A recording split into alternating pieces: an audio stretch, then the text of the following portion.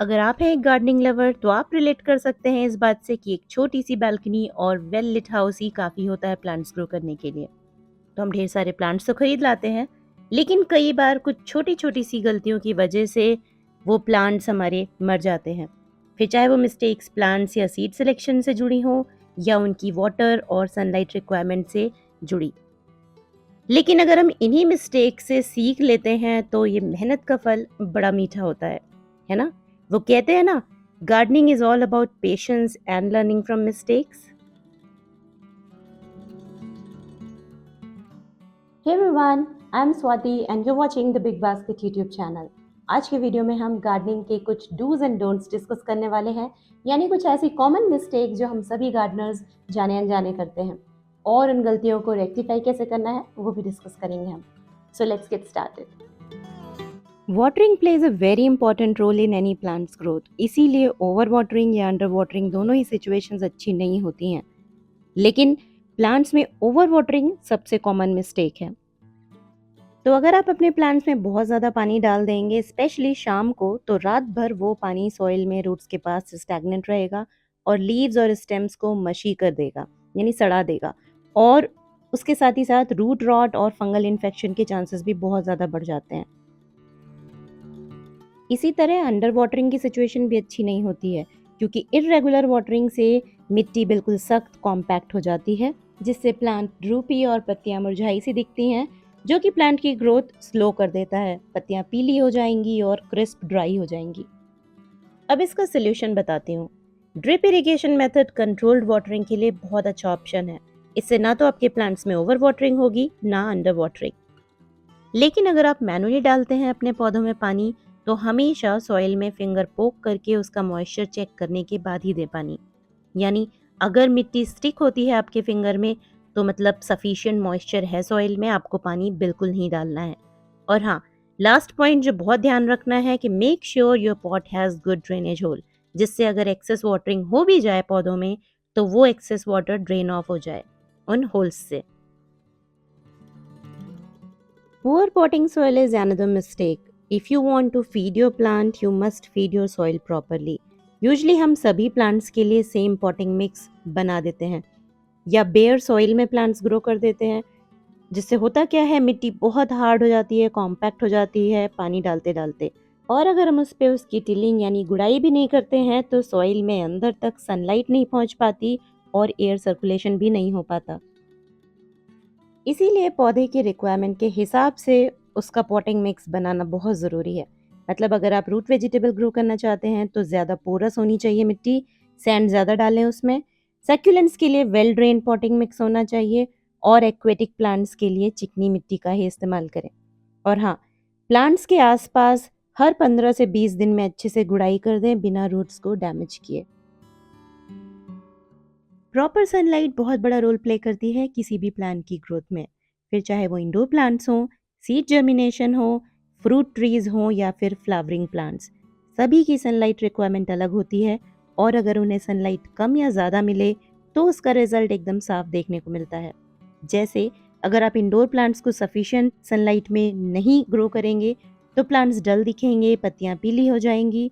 या फिर अगर इंडोर प्लांट्स को बहुत ज़्यादा धूप में रख देंगे तो उसकी पत्तियां सनबर्न हो जाएंगी। ठीक इसी तरह सीड सो करने के बाद अगर उन्हें सफिशिएंट सनलाइट नहीं मिलेगी तो सीड जर्मिनेशन नहीं होगा। इसीलिए ध्यान रखें कि प्लांट को उनकी सनलाइट रिक्वायरमेंट के हिसाब से ही ग्रो करें। फ्रूट्स ट्रीज और कुछ फ्लावरिंग प्लांट्स जैसे बोगनवेलिया, रोजेस, प्लूमेरिया, इन्हें फुल सनलाइट ही चाहिए, मतलब 6 से 8 घंटे की प्रॉपर धूप। और वहीं इंडोर या शेड लविंग प्लांट्स को फिल्टर्ड या इनडायरेक्ट सनलाइट में ही ग्रो करें, जैसे कि वेल लिट विंडोज के पास या फिर किसी बड़े ट्रीज के नीचे।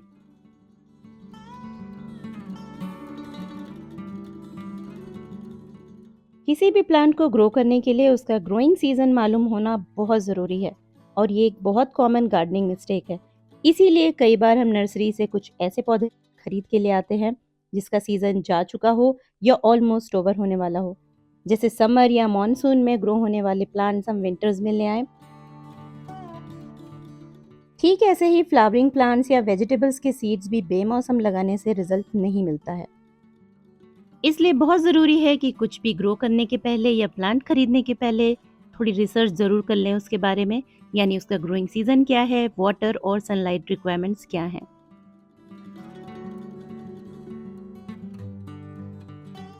ओवर फर्टिलाइजिंग एक बहुत बड़ी मिस्टेक है गार्डनिंग की। हमें लगता है ढेर सारे फर्टिलाइजर्स डालने से हमारा प्लांट जल्दी ग्रो करेगा, लेकिन ऐसा नहीं है। इससे आपकी सॉइल की एफिशिएंसी कम होती है, मिट्टी बंजर हो सकती है, क्योंकि फर्टिलाइजर्स सॉइल के गुड बैक्टीरिया और अर्थवर्म्स को हार्म पहुंचाते हैं। इसके अलावा कुछ लोग कैटल मैन्योर को डायरेक्ट डाल देते हैं अपने प्लांट्स में, जिससे प्लांट जल जाता है। इसीलिए हमेशा कंपोस्ट को सॉइल के साथ मिक्स करके ही डालें प्लांट्स में, और प्लांट्स को उनके ग्रोथ पीरियड में ही फर्टिलाइज करें। और हाँ, ये जानना बहुत ज़रूरी है कि किस प्लांट को कौन सा फर्टिलाइज़र चाहिए अच्छी ग्रोथ के लिए। जैसे लीफी वेजिटेबल्स और ऑर्नामेंटल प्लांट्स को नाइट्रोजन रिच कंपोस्ट से ही फीड करना चाहिए, जिससे पत्ते लश ग्रीन और बड़े बड़े ग्रो होते हैं।